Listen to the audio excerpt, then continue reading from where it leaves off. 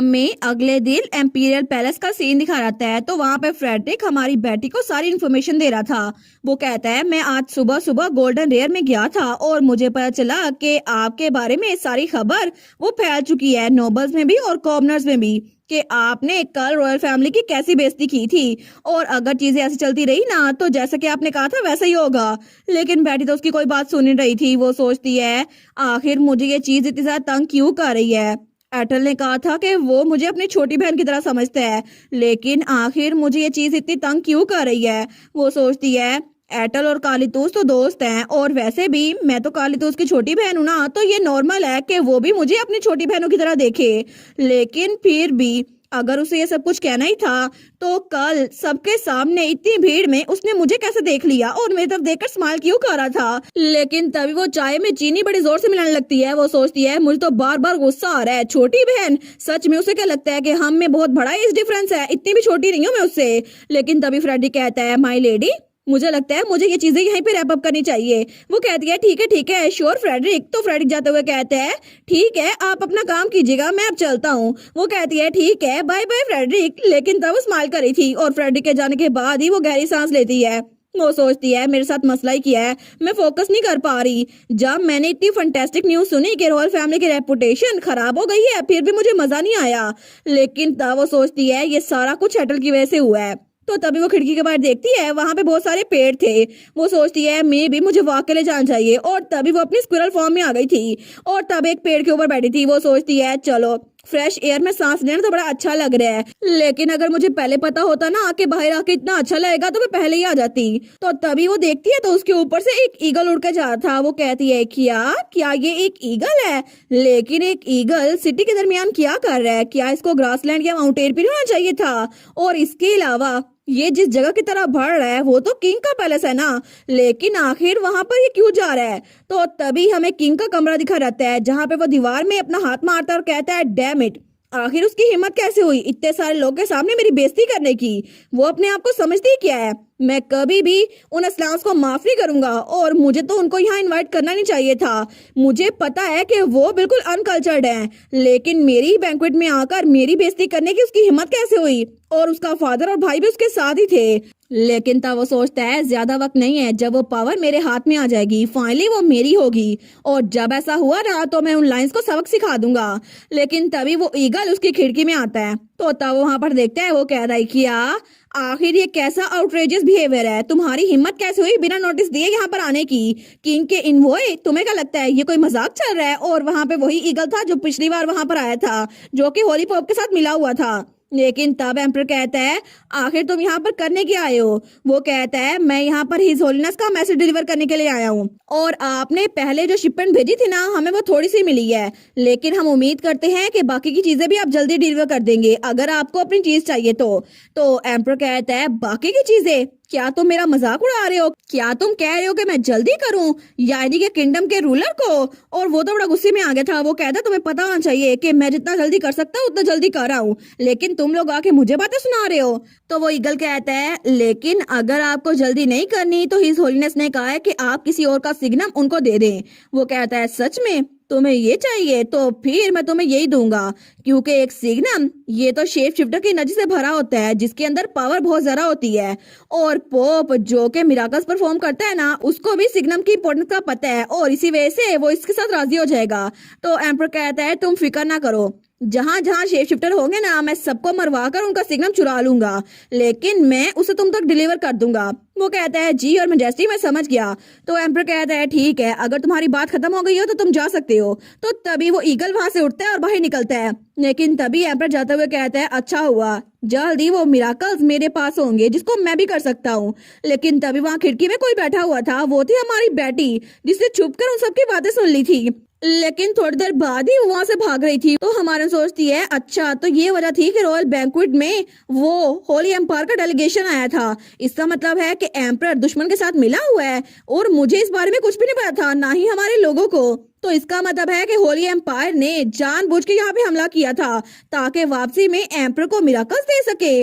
लेकिन पता नहीं वो क्या चीज है। वो तो जल्दी से भाग रही थी कि मैं जाकर डैड को बताती हूँ। लेकिन तभी आगे जब वो भाग रही थी ना तो आगे एटल खड़ा था। वो कहती है क्या और तभी वो गलती से एटल से टकराती है। एटल कहता है क्या तुम ठीक तो हो ना स्टार, तुम्हें चोट तो नहीं लगी? तो वो ब्लश करने लग गई थी। वो सोचती है मेरा दिल तो बहुत ज्यादा धड़क रहा है, लेकिन तभी उसे उसकी बात याद आती है स्टार तो बिल्कुल मेरी छोटी बहनों की तरह है। तो तब वो सोचती है अच्छा, तो वो पीछे होते हुए कहती है मुझे माफ कीजिएगा, मुझे केयरफुल रहना चाहिए था, बिल्कुल एक अच्छी छोटी बहन की तरह। वो कहता है स्टार, लेकिन तब वो पीछे होने लगती है। वो कहता है क्या तुम अभी भी मुझसे गुस्सा हो? मैं कसम खाता हूँ मेरा ये मतलब नहीं था, मैं सच में सो रही हूँ। और तभी वो थोड़ा सा उदास हो गया था। लेकिन हमारे सोचती है ये तो क्यूट लग रहा है, ये फिर से अपना हैंडसम कार्ड बिना वार्निंग के चला रहा है, ये कितना अनफेयर है ना। लेकिन वो मुंह पीछे करते हुए सोचती है मुझे पोकर फेस रखना चाहिए, मैं इसकी बातों में नहीं आऊंगी। तो तब हमारा हीरो कहता है स्टार क्या तुम थोड़ी देर के लिए मेरे साथ चल सकती हो? हमारन कहती है लेकिन क्यों? तो तब तो वो गुस्सा दिखा रही थी, लेकिन अटल कहता है मुझे तुम्हें पैलेस में एक जगह दिखानी थी जैसा कि मैंने कल कहा था।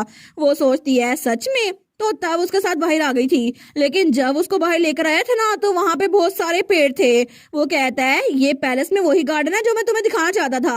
हमारन कहती है क्या सच्ची? लेकिन ये तो हेजलनट का ट्री नहीं है, ये तो वॉलनट का ट्री है, और ये चेस्टनट का ट्री। यहाँ पे तो सारे नट ट्रीज हैं, मुझे तो बहुत ज्यादा मजे के लग रहे हैं। लेकिन तब वो कहती है एटल, तो हमारा हीरो सोचता है क्या मैंने ये बात ऑब्वियस कर दी? लेकिन वो कहती है मुझे कोई आइडिया नहीं था कि तुम्हें नट्स इतने सारा पसंद है। वो कहता है क्या? वो कहती है अगर तुम्हें इतने सारा पसंद है तो हर बार तुम मुझे नट्स क्यों दे देते थे? और पिछली बार भी जब हम छोटे थे ना तो तुम अपने केक में से मुझे नट्स निकाल के देते थे कि ये टार्ट खाओ, ये नट्स से बना हुआ है। मैं कहती थैंक यू सो मच। वो कहते हैं अच्छा नहीं नहीं ऐसी कोई बात नहीं है। हमारन कहती है अच्छा फिर क्या बात है? वो कहता है ये सारे के सारे पेड़ मैंने यहाँ पर तुम्हारे लिए लगवाए थे। वो कहती है क्या? तो एटल कहता है तुम्हारे लिए, सिर्फ तुम्हारे लिए मैंने सारे पेड़ लगवाए थे। वो कहती है लेकिन क्यों? ये तुम्हारा गार्डन है ना? वो कहता है बिल्कुल ये मेरा गार्डन है, लेकिन मैंने यहाँ पर ये इसलिए लगवाए ताकि मैं तुम्हें यहाँ पर इनवाइट कर सकूं। और तब अपनी आंखों से वो पट्टी खोलते हुए कहता है स्टार क्या तुम्हें याद है जब तुमने पहली बार बताया था कि मेरी आंखें कितनी खूबसूरत है? तो हमारन कहती है क्या मैंने कहा था? वो सोचती है ये फिर से हैंडसम कार्ड यूज कर रहा है, ये तो कितना हैंडसम लग रहा है ना अपनी आंखों के साथ। लेकिन तब उसके करीब होते हुए कहता है हाँ बिल्कुल, तुम इकलौती इंसान हो जिसने मुझसे ये बात कही थी। वो कहती है नहीं नहीं, अगर तुम्हारे ब्लाइंड फोल्ड के बगैर तुम्हें कोई और भी देख ले तो यही बात कहेगा। लेकिन तब एटल बड़ा उदास हो गया था। वो सोचता है मेरी मॉम हमेशा मुझसे कहती थी कि अपनी इन क्रीपी आंखों से मेरी तरफ मत देखो, और मेरे डैड भी कहते थे कि अपनी आंखों को ढांप के रखो, लेकिन तब कोई भी ऐसा नहीं कहता था। वो कहता है पूरी दुनिया में तुम्हारे अलावा कभी भी मुझसे किसी ने ये बात नहीं की। और तब वो अपनी पट्टी नीचे फेंकते हुए कहता है यही वजह थी कि जब मैं तुमसे पहली बार मिला ना तो मैं तब से तुम्हें एक छोटी बहन की तरह बिल्कुल नहीं देख रहा था, बेटी एल असलान। और तब उसका चेहरा पकड़ता है और उसके करीब होता है। वो कहता है क्योंकि जब से मैं तुमसे पहली बार मिला मैं हमेशा तुम्हें स्टार कहता था, लेकिन तुम्हें ये बात पता है ना? और तब उसके करीब होता है और उसके गाल पे किस करते हुए कहता है इसी वजह से मैं कभी भी तुम्हें अपनी छोटी बहन नहीं मान सकता। तो हमारी बेटी तो बहुत ज्यादा ब्लश करने लग गई थी। वो कहती है क्या? वो बेचारी तो कुछ बोल ही नहीं पाती। लेकिन तब हमारा एटल थोड़ा सा पीछे होता है और स्माइल करता है। वो सोचती है ये क्या था, ये तो बिल्कुल डिफरेंट फील हो रहा था। जब बचपन में मैंने इसके गाल पे किस किया था ना तब तो मैंने इससे इसकी पावर लेनी थी, लेकिन अभी भी मैं इसकी शेप शिफ्टर की एनर्जी को रिसीव कर सकती हूँ। लेकिन फिर भी आखिर इसने ऐसा क्यों किया? तो तब हमारा एटल कहता है तुम्हें क्या लगता है क्या मेरी बात तुम तक पहुंच चुकी है? तो हमारी बेटी का दिल तो बहुत ज्यादा धड़क रहा था। तो तब उसके करीब होते हुए कहते हैं अगर तुम्हें मेरी थोड़ी सी भी बात समझ आ गई है ना तो क्या अगली बार तुम मुझे थोड़ा करीब होने की इजाजत दोगी? और तब उसके बहुत जरा पास था, लेकिन बेटी बेचारी उसकी तो टेल और उसके कान भी निकल आए थे। वो तो बहुत ब्लश करने लग गई थी। तो वो कहती है एटल मैं असल में डैड से मिलने के लिए जा रही थी, और जल्दी से वहां से भागने लगती है। वो कहती है मुझे जाना होगा। वो तो बड़ी ऑकवर्ड हो गई थी, लेकिन तब वहां से भागते हुए कहती है हम अपनी बात को बाद में जारी रखेंगे जब हमें मौका मिला। तो तब हमारा एटल उसको जाते हुए देखता है। वो सोचता है लगता है कि इसने फिर से गुड बाय नहीं बोला और चली गई। लगता है कि ये तो सच में टोटल स्क्विरल बन के रहेगी। और बेटी बेचारी तो बड़ी तेज से भाग रही थी, लेकिन थोड़ी देर बाद वो अपने फादर और भाई के पास आई थी और उसने उनको किंग के बारे में सब कुछ बता दिया था। तो उसका भाई कहता है क्या? तो उसका फादर भी कहता है किंग सच में वो होली एम्पायर के साथ मिला हुआ है? तो बेटी कहती है बिल्कुल, मैंने खुद से उनको उनके कमरे में देखा था। वो ईगल असल में एक शेप शिफ्टर था जो कि होली एम्पायर ने भेजा था, और मैं उनकी पूरी बात तो नहीं सुन पाई, लेकिन जहां तक मुझे पता चला है ना तो वो सिग्नम बेचते हैं ताकि लोगों की एनर्जी ले सके और उसके बदले में उनको कोई मिराकल्स की पावर मिलेगी।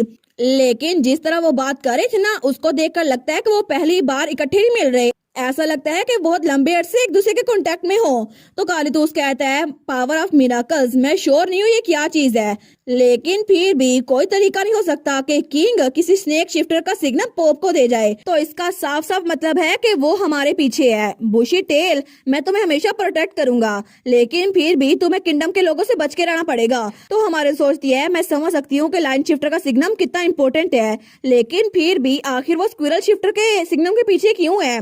क्योंकि कालीतूस ने जैसे कहा, आखिर कॉशियस रहने में क्या ही बुराई है। और वैसे भी मेरी पुरानी लाइफ में मुझसे रिटर पहले मेरा सिग्नम चुरा चुका था, इसी वजह से मुझे अब केयरफुल रहना पड़ेगा, क्योंकि मुझे तो डर भी लग रहा है अगर वो दोबारा से मेरे साथ वही करे जो मुझसे पहले किया था तो फिर। तो उसका भाई कहता है पावर ऑफ मिराकल्स तो इतना बड़ा इशू नहीं लग रहा है ना फादर? तो उसका फादर कहता है बिल्कुल काल, क्योंकि अभी के लिए बड़ा मसला ये है कि रॉयल फैमिली दुश्मन के साथ मिली हुई है, और रॉयल फैमिली का इकलौता मकसद तो अपनी आवाम की फिक्र करना होना था, लेकिन इस वक्त वो दुश्मन के साथ मिले हुए हैं ताकि उनको ताकत मिल जाए। लेकिन होली एम्पायर और एस्टम किंगडम ये तो शुरू से लेकर अब तक जंग के माहौल में है, लेकिन एक किंगडम और एक एम्पायर आपस में हमेशा लड़ते आ रहे हैं और इनके सोल्जर्स एक दूसरे को सेक्रीफाइस करते आ रहे हैं। लेकिन अगर किंग ने एनिमी नेशन के होली पॉप के साथ हाथ मिला लिया है तो इसका मतलब है ये तो अनएक्सेप्टेबल है। तो वो खड़ा होते हुए कहता है अगर ऐसे चलता रहा ना तो बाकी नोबल्स को भी पता होना चाहिए, और हम आगे बढ़ेंगे और रॉयल पैलेस पे हमला करेंगे और इस तरह हम बगावत शुरू कर देंगे। तो उसका भाई भी कहता है बिल्कुल, एस्टम किंगडम के नोबल्स को मिलाकर जो यहाँ बैंक्वेट में आए हैं ना, टाइमिंग तो और परफेक्ट हो नहीं सकती। लेकिन हमारा कह दिया है डैड रुकें, आपको नहीं लगता कि रिबेलियन कुछ ज्यादा हो जाएगी और इसके लिए बहुत सारे पैसे चाहिए होंगे? तो ड्यूक कहता है क्या?